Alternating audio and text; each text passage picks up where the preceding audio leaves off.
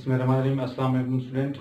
आज मैं हाजिर हूँ अपने दूसरे लेक्चर के साथ, जो कि दूसरे चैप्टर का है, यानी कि दूसरे चैप्टर का दूसरा लेक्चर आज हम स्टार्ट करेंगे।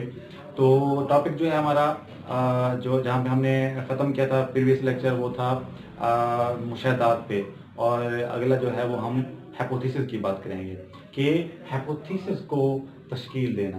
देखिए स्टूडेंट, हाइपोथेसिस को तश्कील देने के लिए हमारे लिए मुशाहदात लागू हैं। जब हम मुशाहदात कर लेते हैं फिर हम हाइपोथेसिस बनाते हैं। हाइपोथेसिस कहते हैं कि कोई जब आप कोई मफरूज़ा बनाते हो, तो जब आप मफरूज़ा बनाते हो तो आप कह सकते हैं कि हमने एक हाइपोथेसिस बना लिया। अब हाइपोथेसिस की तारीफ क्या होगी? हाइपोथेसिस की तारीफ ये होगी कि मुशाहदात की तहकीक तलब वजाहत को हम क्या कहते हैं? हाइपोथेसिस कहते हैं। यानी कि वही बात मैं कहूँ कि जिस तरह हमने एक मुशाहदा किया था कि भी अगर हमारे पास एक कोई मरीज़ आया और हम कहते हैं कि इसको, कोई कहता है इसको मलेरिया है, कोई कहता है इसको कोरोना वायरस है, कोई इसको डेंगू का कहता है, तो अब ये सारे मफरूज़े हैं। अब सब ने अपने अपने मुशाहदात किए और उसके मुताबिक उन्होंने कहा, किसी ने कहा कि इस मरीज़ को मलेरिया है, इसको डेंगू है, इसको टाइफाइड है, वगैरह जो भी डिजीज। अब बात ये कि अब उसको, अब ये जो मुशाहदा हो चुके हैं, अब सब ने अपने अपने ये मफरूज़े कैम कर दिए, यानी अब ये उन्होंने क्या कर दी? हाइपोथेसिस बना दी है। जब हाइपोथेसिस की फॉर्मेशन हो जाती है तो अब हमने उसकी हाइपोथेसिस की तहकीक करनी है।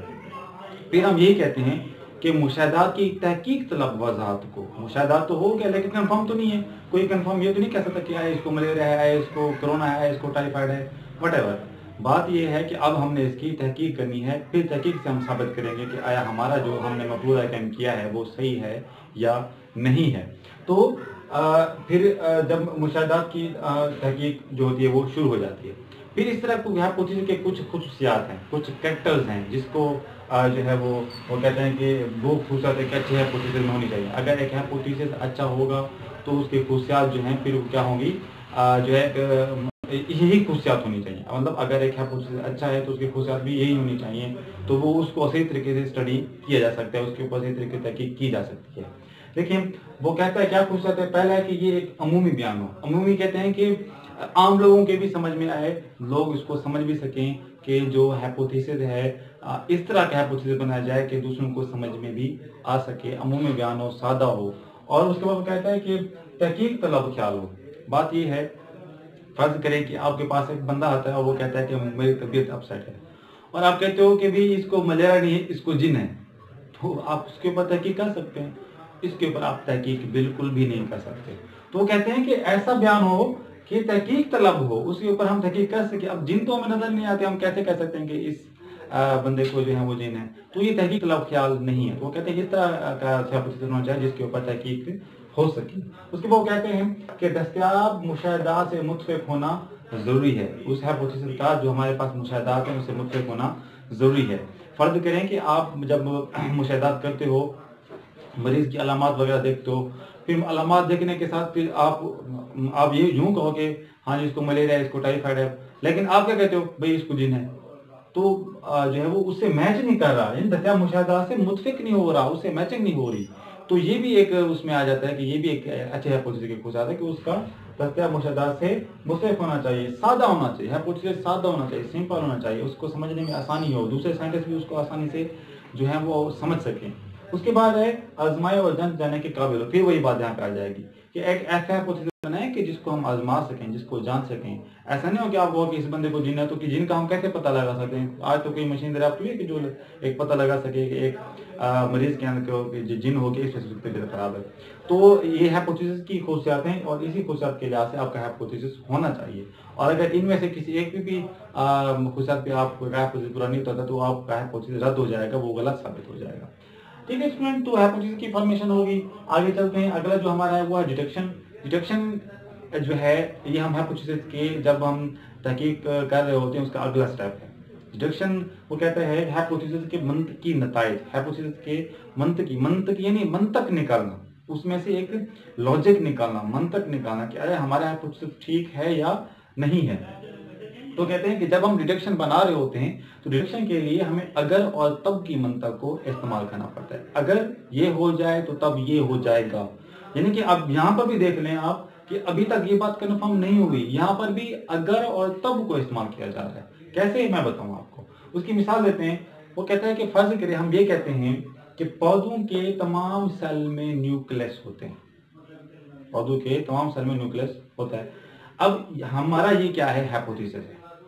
अब हमने इस हाइपोथेसिस की डिटेक्शन बनानी है। क्या बनानी है, डिटेक्शन। अब डिटेक्शन हम कैसे बनाएंगे? अब हम हर सेल को तो नहीं जाके चेक कर सकते, लाखों अरबों सेल होते हैं एक पौधे के अंदर। तो फिर हम उसकी एक क्या बनाएंगे, डिटेक्शन बनाएंगे। डिटेक्शन क्या होगी, हम ये कहेंगे कि अगर, क्या मैंने कहा था ना, अगर और तब की मंतक इस्तेमाल करनी है। तो हम ये कहेंगे अगर घास के एक पत्ते के सेल का मुताला करें तो हर सेल में एक न्यूक्लियस होगा। अगर हम घास के एक पत्ते के सेल का मुताला करें तो हर सेल में एक न्यूक्लियस होगा।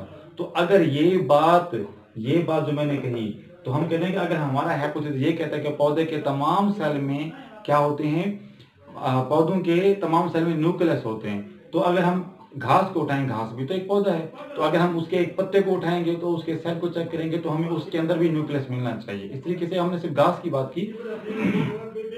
अगर आप कोई और पौधा उठा लो तो उसके सेल को भी चेक करो तो उसके सेल के अंदर भी फिर आपको न्यूक्लियस मिलना चाहिए। तो अगर इस तरह होता है तो आपका हाइपोथेसिस ठीक है, नहीं तो आपका हाइपोथेसिस क्या हो जाएगा, गलत हो जाएगा। तो जब हम डिटेक्शन बना लेते हैं, जब हमारी डिटेक्शन बन जाती है, अगर और तब की मंतक हम इस्तेमाल कर लेते हैं, तो फिर हम तजर्बात करते हैं। यानी हम डिटेक्शन बना ली, हमने कहा कि घास के या पौधे के हर सेल में न्यूक्लियस होता है, फिर हम तजर्बात करेंगे। तजर्बात में फिर हम देखेंगे कि अगर पौधे के सेल के अंदर हमें न्यूक्लियस मिला तो हम कहेंगे कि हाइपोथेसिस जो है वो दुरुस्त है। तजर्बात इसलिए किए जाते हैं ताकि हम ये देख सकें कि आया हमारा हाइपोथेसिस दुरुस्त है या नहीं है, या हमने जो डिटेक्शन निकाली है वो सही है या नहीं है।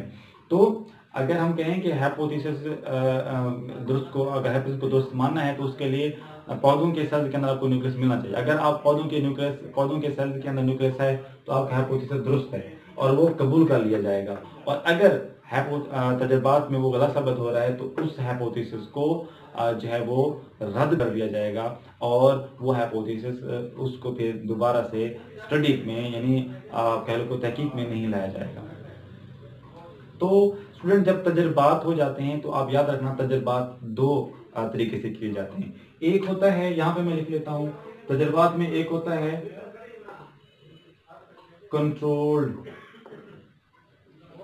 ग्रुप और दूसरा होता है तजर्बाती ग्रुप। स्टूडेंट कंट्रोल ग्रुप वो होता है कि जिसको वो सारे लवाजमात मुहैया कर दिए जाते हैं, और तजर्बाती ग्रुप वो होता है उसको कुछ ऐसे जिसका हमने टेस्ट करना होता है, वो जो है आप कह लो कि फैक्टर अवामिल वो उसको नहीं मुहैया किए जाते। फर्ज करें कि हम एक तजर्बा कर रहे हैं कि कार्बन डाइऑक्साइड क्या फोटोसिंथेसिस के लिए अहम है या नहीं है। तो हम ये देखेंगे, हम एक तजर्बाती ग्रुप लेंगे, एक कंट्रोल ग्रुप लेंगे। तजर्बाती ग्रुप वो होगा कि जिसको हम सारे लवाजमात दे देंगे और उसको कार्बन डाइऑक्साइड भी मुहैया करेंगे। और जो कंट्रोल ग्रुप होगा, कंट्रोल ग्रुप को हम कार्बन डाइऑक्साइड भी देंगे और सारे जो लवाजमात होंगे मुहैया करेंगे। तो तजर्बाती ग्रुप होगा उसको सारे लवाजमात मुहैया करेंगे लेकिन कार्बन डाइऑक्साइड मुहैया नहीं करेंगे। फिर हम देखेंगे कि जो तजर्बाती ग्रुप होगा उसके अंदर फोटोसिंथेसिस हो रही है और जो कंट्रोल ग्रुप होगा उसके अंदर फोटोसिंथेसिस हो रही है, और जो तजर्बाती ग्रुप है उसके अंदर फोटोसिंथेसिस नहीं हो रही क्योंकि हमने उसके अंदर कार्बन डाइऑक्साइड की मुहैया नहीं की। तो इस तरीके से हम क्या करते हैं, तजर्बात करते हैं। तो स्टूडेंट उम्मीद करता हूँ आपको आज का लेक्चर जो है वो समझ में आया होगा। आपको अगर मज़ीद कोई कंफ्यूजन है, कोई मसला है तो आप मुझसे रब्ता कर सकते हैं, कमेंट में अपनी राय दे सकते हैं। इंशाल्लाह मैं आपको उसका रिप्लाई लाजमी करूँगा और कोई कंफ्यूजन है तो आपको समझाऊँगा। शुक्रिया, अल्लाह हाफिज़।